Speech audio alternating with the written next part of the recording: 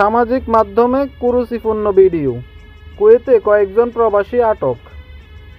কুয়েতে নতুন বছর উদযাপনকে কেন্দ্র করে সামাজিক যোগাযোগ মাধ্যমে ছড়িয়ে পড়া অশ্লীল, অরুচিকর, অসামাজিক ভিডিও পোস্টের দায়ে কয়েকজন ভারতীয় নাগরিকের বিরুদ্ধে আইনগত ব্যবস্থা নিয়েছে দেশটির কর্তৃপক্ষ।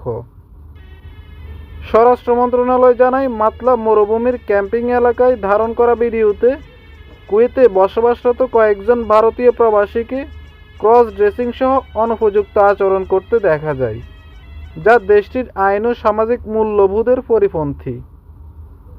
সামাজিক মাধ্যম পর্যবেক্ষণের মাধ্যমে ভিডিওতে ধারণ করা ও প্রচারের সঙ্গে জড়িত ব্যক্তিসহ ভিডিওতে থাকা অন্যদের শনাক্ত করা হয়। পরে সব অভিযুক্ত ভারতীয় নাগরিককে আটক করে তাদের বিরুদ্ধে আইনি প্রক্রিয়া শুরু করা হয়।